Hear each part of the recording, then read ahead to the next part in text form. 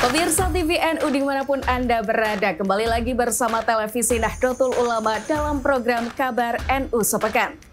Sebuah program yang akan mengupas kilas balik peristiwa dan informasi seputar Nahdlatul Ulama. Bersama saya, Noviat Rohma, yang akan menemani Anda selama 10 menit ke depan dalam Kabar NU Sepekan.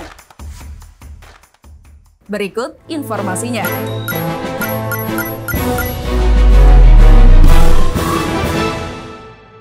Kabar pertama, Duta Besar Swedia untuk Indonesia, Daniel Blackard, melakukan kunjungan ke kantor PBNU di Jalan Kramat Raya nomor 164 Jakarta Pusat pada Jumat 4 Oktober 2024.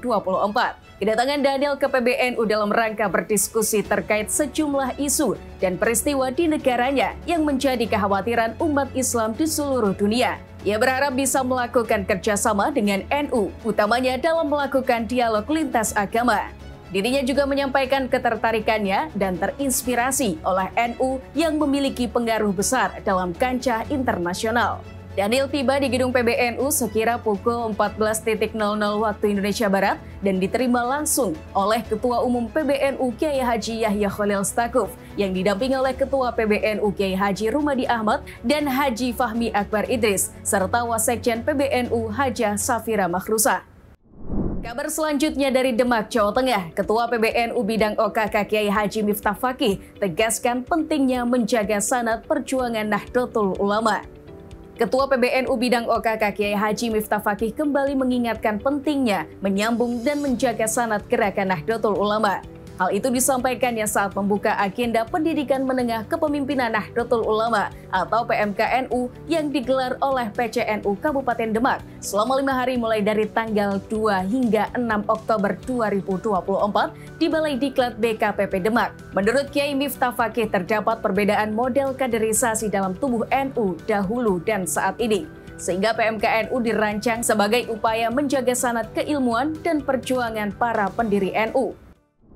Masih dari Demak, PCNU Kabupaten Demak singgung pemerintah terkait pemerataan dan peningkatan ekonomi masyarakat Demak. Ketua PCNU Kabupaten Demak, Kiai Haji M. Aminuddin, ingatkan pemerintah setempat agar lebih memperhatikan kondisi ekonomi masyarakat. Hal itu disampaikan Kiai Amit di sela-sela agenda pendidikan menengah kepemimpinan Nahdlatul Ulama atau PMKNU yang digelar oleh PCNU Kabupaten Demak mulai dari tanggal 2 hingga 6 Oktober 2024 di Balai Diklat BKPP Demak.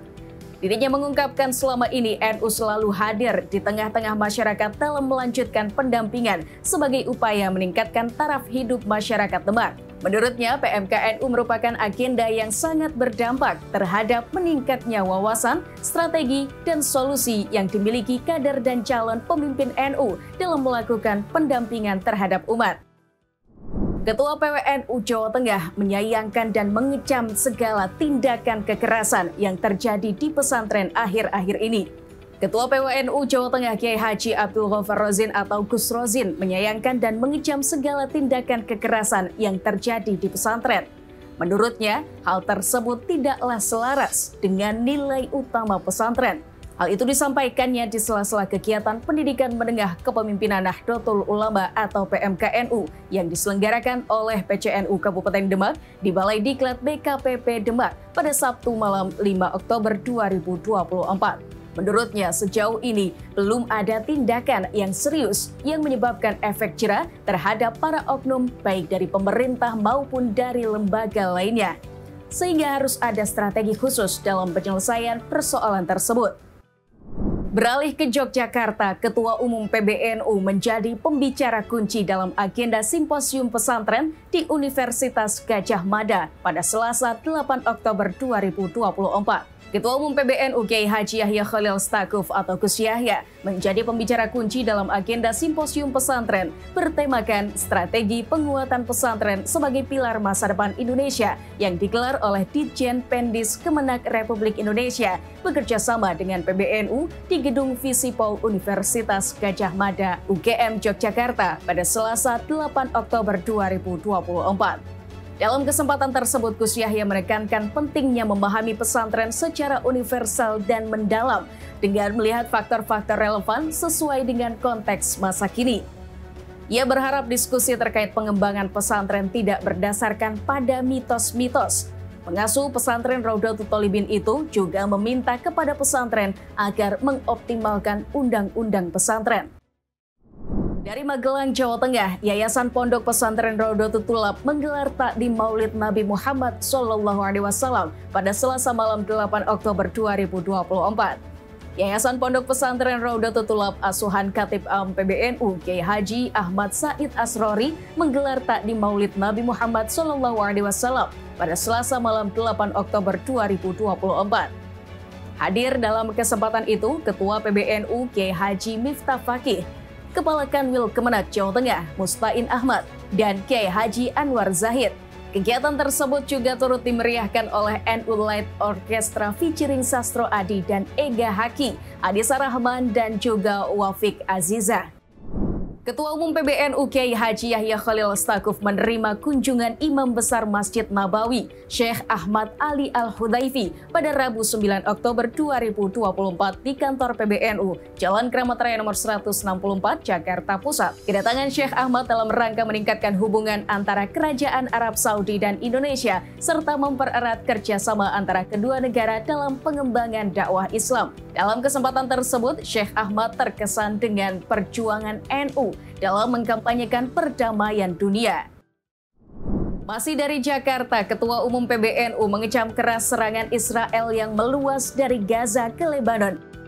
Ketua Umum PBNU Kiai Haji Yahya Khalil Stakuf atau Gus Yahya mengecam keras serangan Israel yang meluas dari Gaza ke Lebanon. Pernyataan tersebut disampaikannya kepada awak media usai menerima kunjungan Imam Besar Masjid Nabawi Syekh Ahmad bin Ali Al-Hudaifi di kantor PBNU Jalan Kramat Raya nomor 164 pada Rabu 9 Oktober 2024.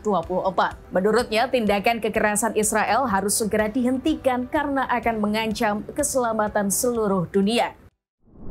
Informasi selanjutnya, Solidaritas Hakim Indonesia menemui Ketua Umum PBNU di Gedung PBNU Jakarta Pusat pada Kamis 10 Oktober 2024. Sejumlah hakim se-Indonesia yang tergabung dalam Solidaritas Hakim Indonesia menemui Ketua Umum PBNU Kiai Haji Yahya Khalil Stakuf di Gedung PBNU Jalan Kramat Raya nomor 164 Jakarta Pusat pada Kamis 10 Oktober 2024. Kedatangan para hakim tersebut dalam rangka meminta dukungan PBNU atas perjuangan mereka dalam memperbaiki kesejahteraan para penegak hukum tersebut. Kabar berikutnya, Wakil Duta Besar Argentina untuk Indonesia berkunjung ke kantor PBNU Jakarta Pusat pada Kamis 10 Oktober 2024. Wakil Duta Besar Argentina untuk Indonesia, Ignacio Lacunza, berkunjung ke kantor PBNU pada Kamis 10 Oktober 2024. Kedatangan Ignacio diterima langsung oleh Ketua Umum PBNU Kiai Haji Yahya Khalil Stakuf didampingi oleh Ketua PBNU Ahmad Suaidi dan Wasekjen PBNU Sidratun Naim. Kunjungan tersebut dalam rangka menawarkan kerjasama menggelar dialog dengan kelompok-kelompok agama di Argentina yang mayoritas beragama Katolik mengenai tantangan-tantangan besar seperti radikalisme, konservatisme, dan lain-lain. Ignacio mengajak NU karena mengagumi kehidupan umat beragama di Indonesia. Dirinya mengakui bahwa Indonesia merupakan negara yang dapat menjadi contoh mengenai dialog antar umat beragama. Selanjutnya, Wakil Menteri Agama Republik Indonesia secara resmi membuka dialog lintas iman dalam rangka penguatan moderasi beragama yang digelar di Gereja Kristus Yesus Pondok Indah Kapuk pada Jumat siang 11 Oktober 2024. Wakil Menteri Agama Republik Indonesia, Saiful Rahmat Dasuki, secara resmi membuka dialog lintas iman dalam rangka penguatan moderasi beragama yang digelar di Gereja Kristus Yesus Pondok Indah Kapuk pada Jumat siang 11 Oktober 2024. Dalam arahannya, ia mengungkapkan bahwa praktek moderasi beragama telah lama berlangsung di bumi Nusantara berabad-abad lamanya. Menurutnya, Kementerian Agama hanya melanjutkan dan telah menetapkannya sebagai agenda prioritas. Ia melanjutkan, ada sebagian pihak yang keliru menafsirkan konsep moderasi beragama, sehingga tak jarang mereka beranggapan bahwa agamalah yang dimoderasikan. Padahal, menurutnya, moderasi yang dimaksud dalam program prioritas Kemenak ialah tata cara dan praktek kehidupan beragama yang dimoderasi dalam rangka membangun tatanan sosial yang harmonis sejalan dengan realitas Indonesia yang multikultural. Demikian kabar NU Sepekan edisi 12 Oktober 2024. Saya Noviat Roma dan segenap kru yang bertugas pamit undur diri. Sampai jumpa di kabar NU Sepekan edisi berikutnya.